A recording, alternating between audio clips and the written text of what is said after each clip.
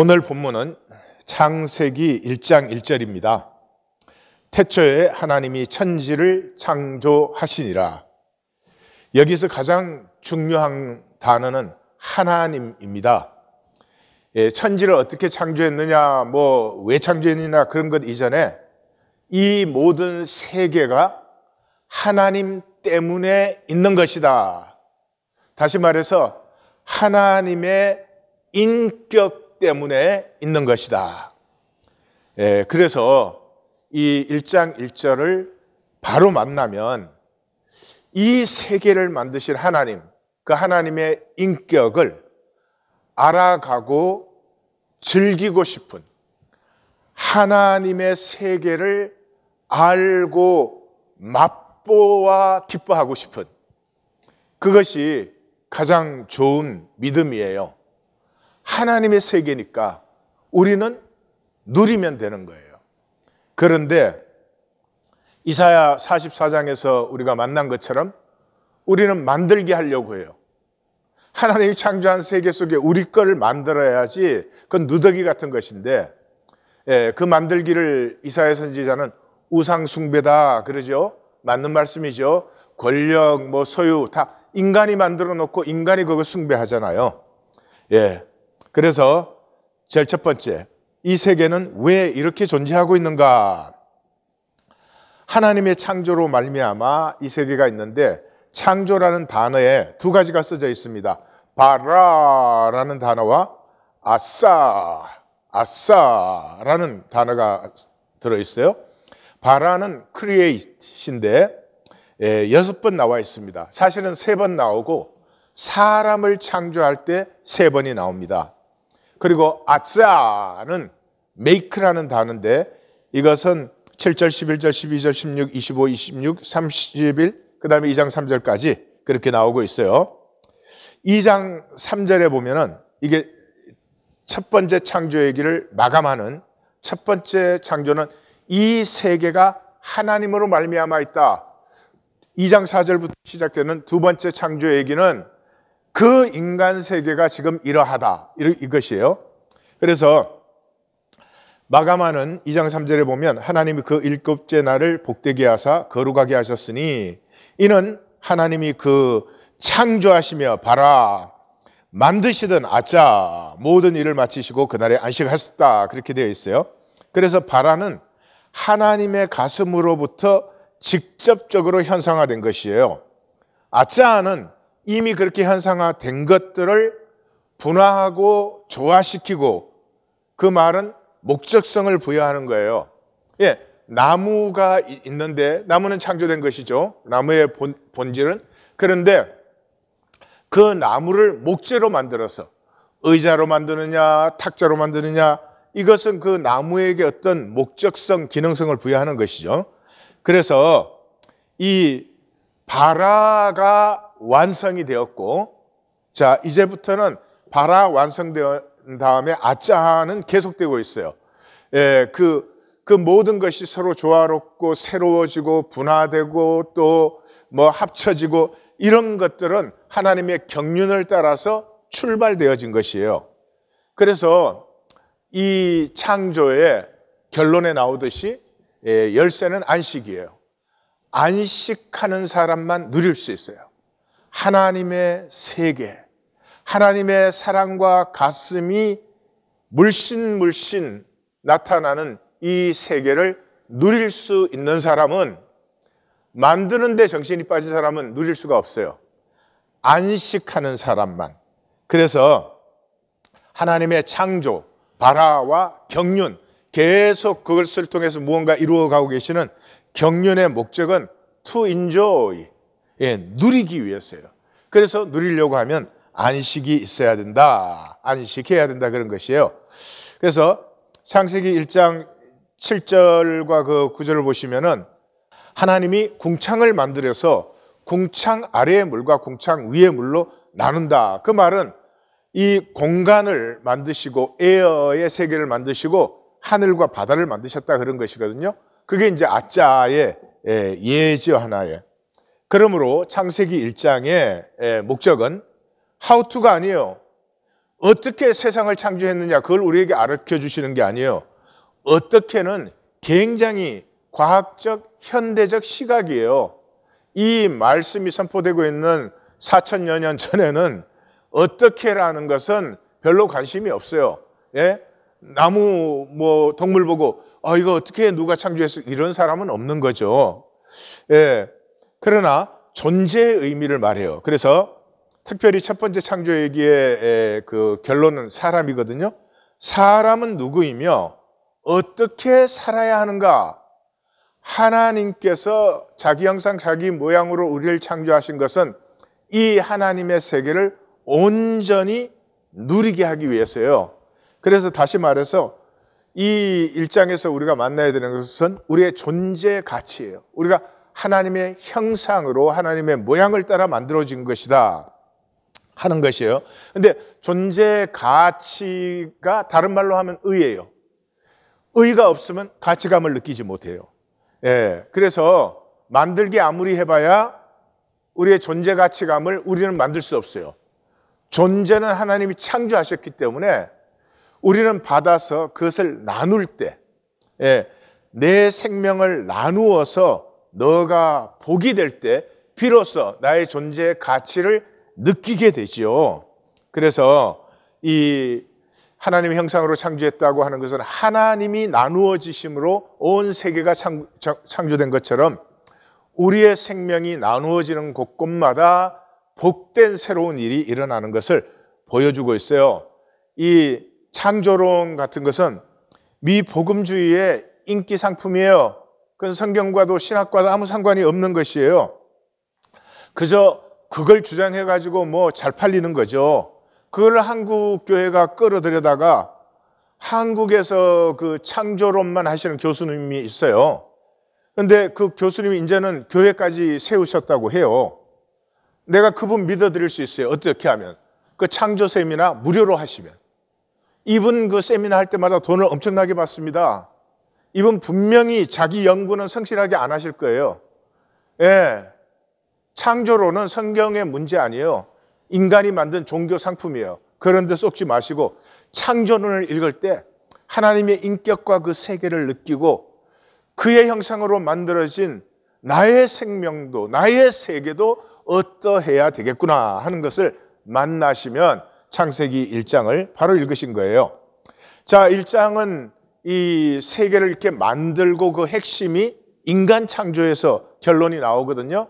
그런데 그 인간 창조에는 뭐예요? 중심이 모든 것을 다스리게 하자. 그러기 위해서 창조했는데 그래서 창조하시고 모든 생물을 다스리라 그래요. 이것은 청지기적 다스림이에요. 예, 청지기적 다스림을 하면은 의가 창조되어져요. 예, 청지기적 다스림이 뭐냐? 아기가 태어났어요. 그러면 아기를 모든 것을 다해서 돌보잖아요. 돌보시고 아기한테 돈 받으세요? 아니잖아요. 아기가 고맙습니다 그러고 인정해줘요? 아니잖아요. 그냥 내 생명을 아기와 나눔으로 더불어서 아기가 자라나고 복되어지는 것을 기뻐하는 것이죠. 그럴 때 나의 존재 가치를 느껴요. 의가 창조되는 것이요.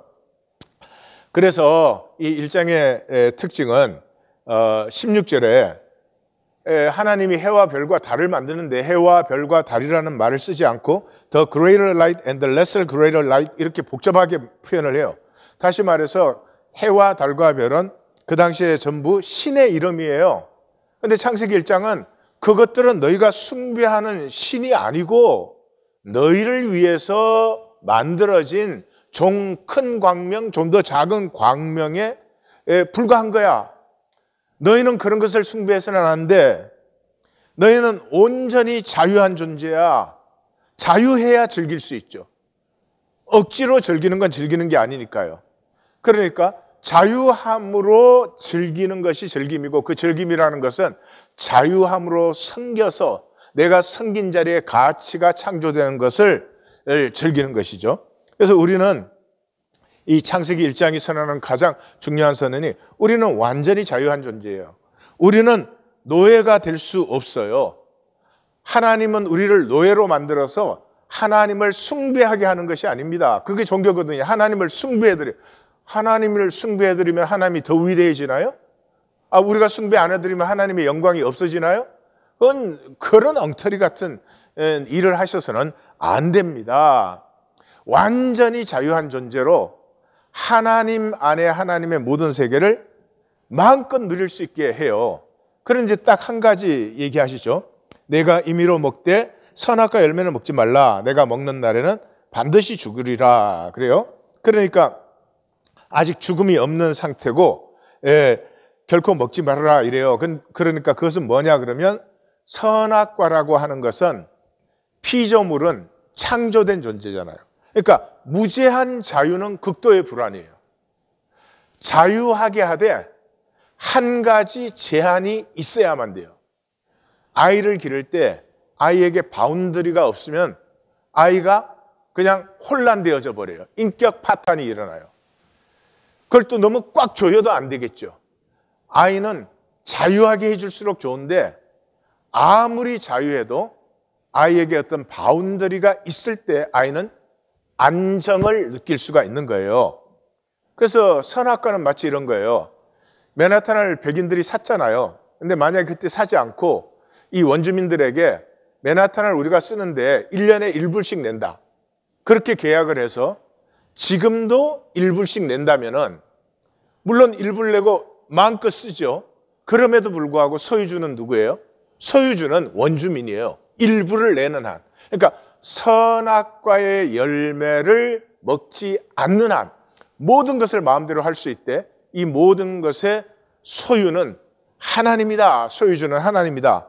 하는 그 선명한 우리의 자유의 구심점이죠. 그래서 그 2장에 보면은 아담이 모든 가축과 공중의 새와 들의 모든 짐승에게 이름을 주리라 이렇게 되어 있죠. 이름을 준다는 것은 자기가 주관하고 섬기고 다스리는 세계다 그런 말이죠. 자, 그런데 하나님께서는 우리에게 죽음이 오게 했죠. 죽음이 중심 섭리예요. 죽음이 오게 됨으로 말미암아 우리는 유한한 존재가 되었습니다. 선악과 먹기 전까지 죽음 없었죠. 그런데 죽음이 왔기 때문에 유한한 존재가 되었어요. 그 유한한 시간 안에 우리가 자원함으로 우리가 중심의 진실로 하나님과 하나님의 세계를 사랑하고 즐길 때 우리의 즐김이 되는 것이죠. 만약에 자원함과 중심의 진실함이 없이 로봇처럼 그냥 즐기게 되어 있다. 그러면 그 즐김은 아무런 가치가 없어지는 것이죠.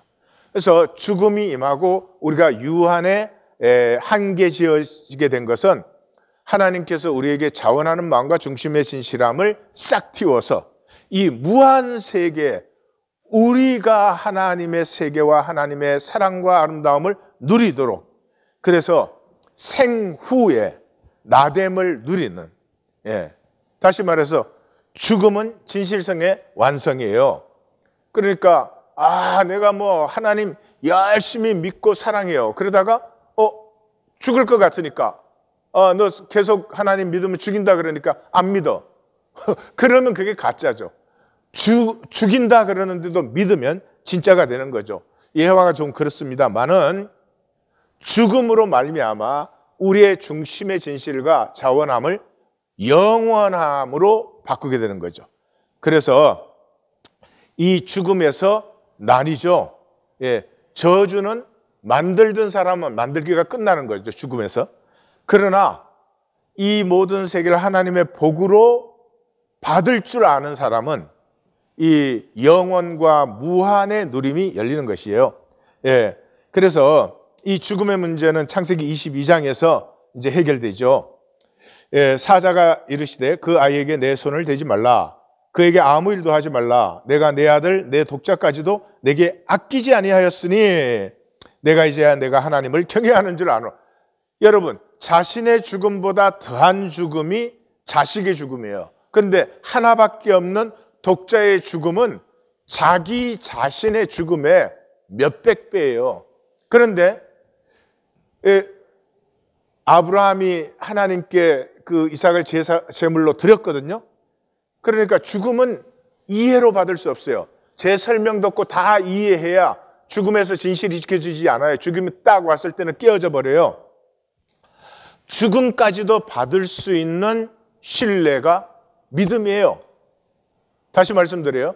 하나님을 믿는다 그랬을 때 그 믿음은 죽음을 반드시 넘어서게 하는 거예요.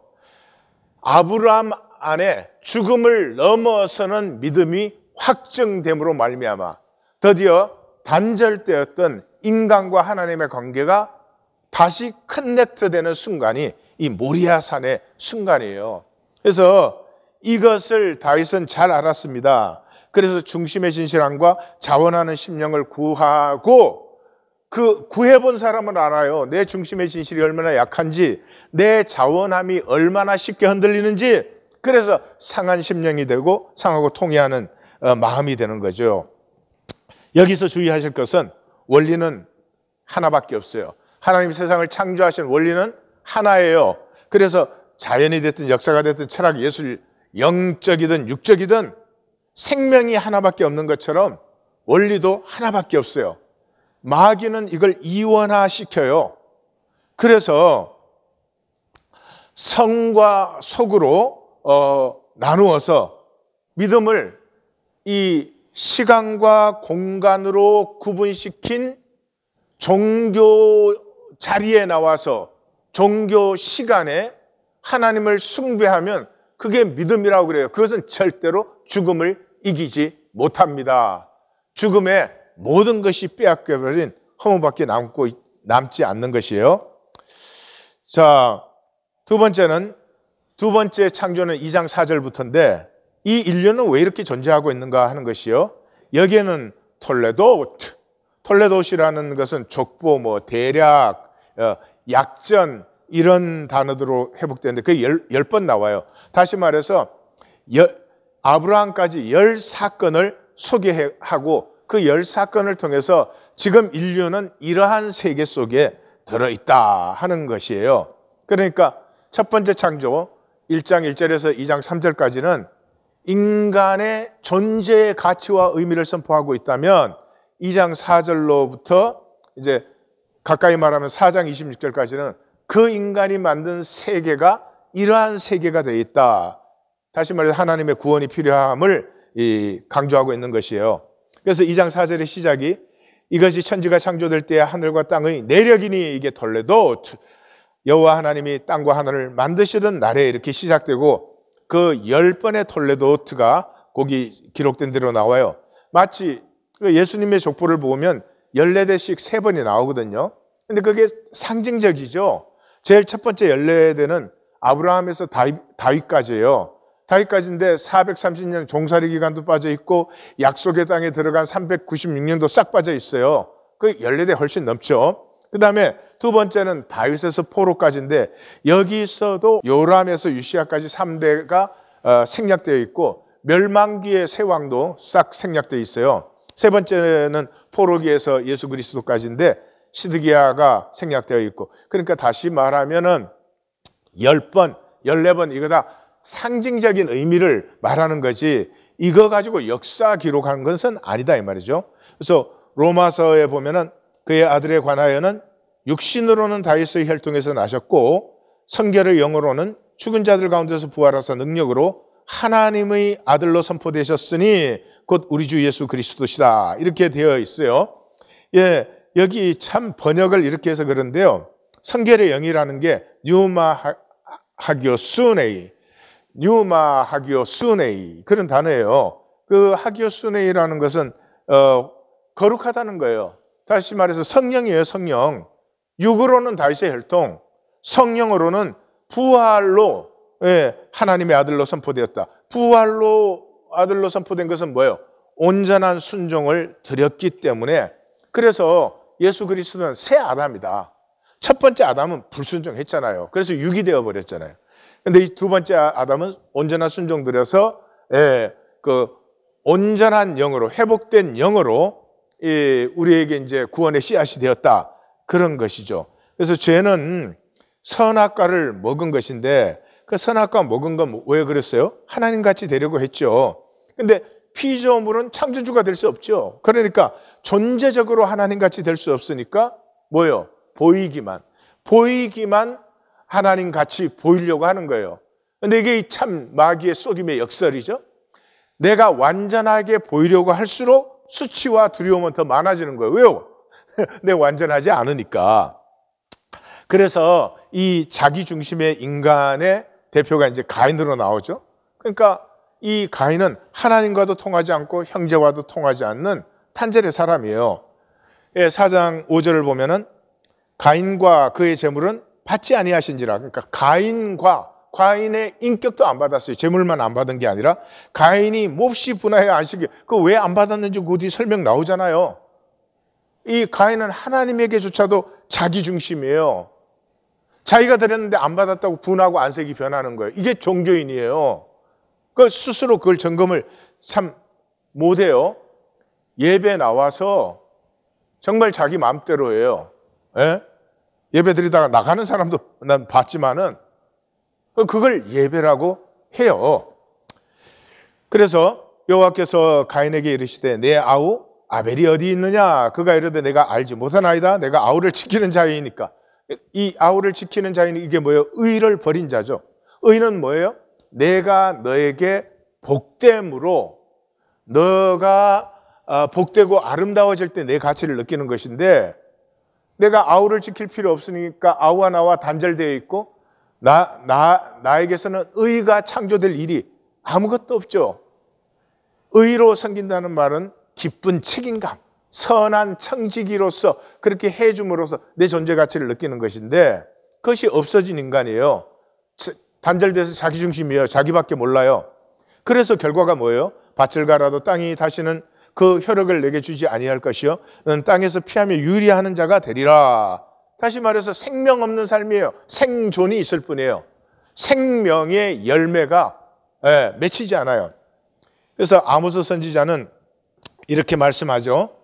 너희는 베델에 가서 몸죄하며 길갈에 가서 죄를 다하며 아침마다 너희 희생을 3일마다 너희 11조를 드리며 누룩 넣은 것을 불살라 수은제로 드리면 낙헌제를 소리내어 선포하려무나 이스라엘 자손들아 이것이 너희가 기뻐하는 바니라.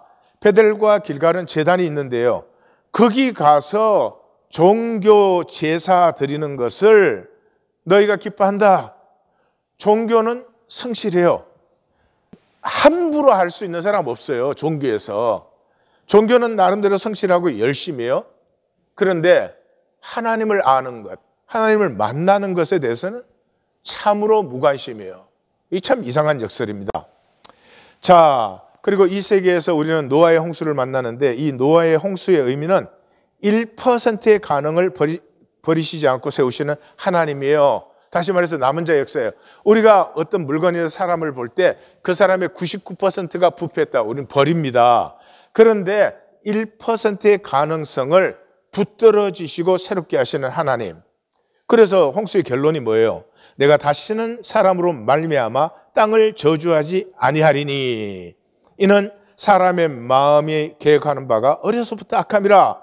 땅을 저주하지 않는다. 이 말은요, 이 사람이 죽으면 피와 시신이 땅에 묻히잖아요. 피를 땅이 받는데 이제부터는 사람은 변할 수가 없기 때문에 그 저주를 하나님이 받으시는 거예요. 이게 뭐예요? 십자가죠, 십자가. 그런데 마태복음에서 23장이 종교장인데 종교장의 결론이 뭐예요? 이 땅에서 흘린 의로운 피가 다 너희에게로 돌아가리라. 종교인에게 돌아가요. 그러니까 하나님이 받으실 저주를 하나님을 갈아먹고 자기가 받는 것이 종교인들이에요. 그래서 27장 25절에 가시면 이 종교인들이 그 피를 우리와 우리 자손에게 돌리라 그래요. 이게 엄청난 얘기죠. 하나님을 배척하고 단절하는 정도가 아니라 하나님 자리를 자기들의 자리로 누리기 위해서 하나님의 자기 자신을 내어주시는 사람까지 배척해요. 기독교인들이요. 교리로 지식으로 다 대체하고 절대로 하나님의 마음 갖고 살지 않으면서 우리는 하나님의 자녀다 이렇게 하는 거예요. 그 다음에 이제 바벨성이 나타나는데 통하지 않는, 이 언어가 혼잡됐다는 건 통하지 않는 거지요. 바벨성과 하나님과 통하는 아브라함. 바벨성의 모두가 하나님과 또 서로와 단절되어 있는데 아브라함은 하나님의 말씀을 받아요. 그래서 데라가 그 아들 아브람과 하란의 아들인 그의 손자 롯과 그의 며느리 아브라함의 아내 사레를 데리고 갈대아인의 우르를 떠나 가나안 땅으로 가고자 하더니, 가나안 땅으로 가려고 떠났어요. 그런데 하란에 이르니까 거기에 그냥 주저앉아 버렸어요. 그 아버지 데라는. 왜냐 그러면 그때 하란은 아람의 수도예요. 아람은 아직도 국가화가 안 되었어요. 그러니까 우르를 떠난 것은, 그때 우르, 이 메소포타미아 지역은 이미 국가화가 시작이 된 것이에요.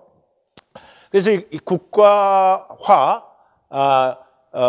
이제 앞으로 그게 제국화가 되죠. 거기에서 낙오된 사람들의 삶이 너무나 짓눌리기 때문에 떠난 것인데 하란에 눌러앉아 버렸어요. 근데 이 아람은 가나안 지역의 대표적인 국가로 그때 이미 만들어지고 있을 때예요. 아직은 아니지만.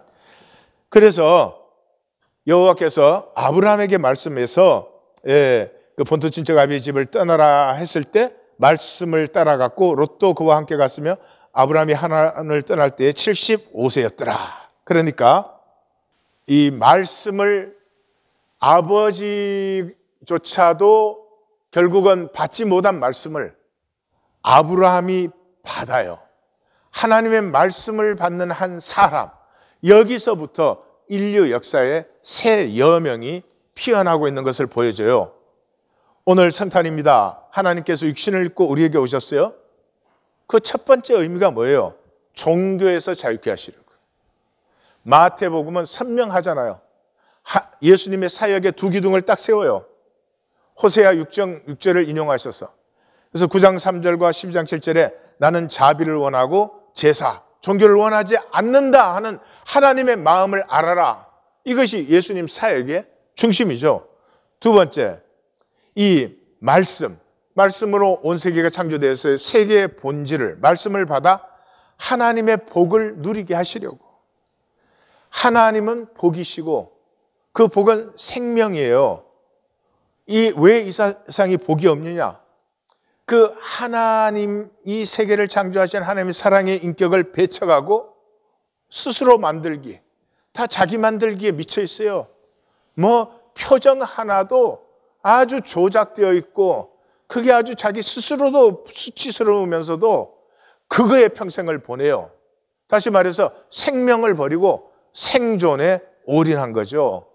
그래서 성경의 마지막 적힌 요한복음은 하나님이 세상을 이처럼 사랑하사 독생자를 주셨으니 이는 그를 믿는 자마다 멸망치 않고 영생을 얻게 하려 하심이라. 여기 얻게라는 단어가 에호예요. 없는 상태에서 있어지는 거예요. 그러니까 생명이 없었던 우리가 생명이 있게 되는 것이죠. 하나님의 사랑으로 말미암아. 그래서 그것이 쭉 흘러서 10장에서 내가 온 것은 양으로 생명을 얻게 하고 더 풍성히 얻게 하려는 것이라. 우리에게 유한 세계의 생명을 주신 것은 육체를 벗었을 때 영원 무한을 누리게 하시는 거예요.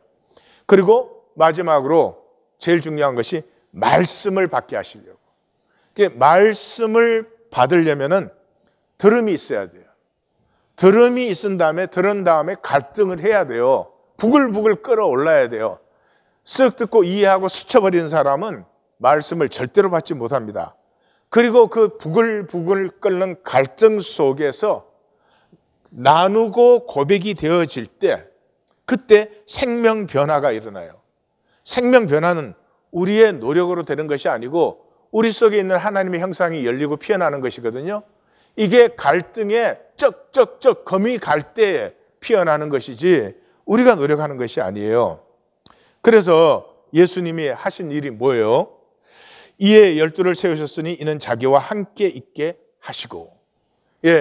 이 복음서는 예수님의 말씀 중심으로 오기 때문에 잘 안 나지만 그래도 자세히 읽어보시면 비유 뒤에도 종교인들이, 바리새인들이 예수님을 공격했을 때도, 세금 문제로 시비가 걸렸을 때도, 세례 요한에 관해서도 계속 예수님은 제자들과 나누시는 거예요. 함께 있으면서 계속 나누신 것이에요. 그 나눔이 부글부글 끓어서 오순절 성령의 임함이 된 것입니다. 성탄은 오순절을 위해서 있는 것이에요. 오순절이 없는 성탄은 신화가 되고 마는 것이에요. 이 성탄과 새벽성의 말씀을 받으시고 아파하시고 우리 갈등하셔서 솔직하게 우리의 심령에 검이 쩍쩍쩍하게 하셔서 꼭 하나님을 만나고 하나님의 역사가 임하는 성탄이 되시기를 주의 이름으로 축원합니다.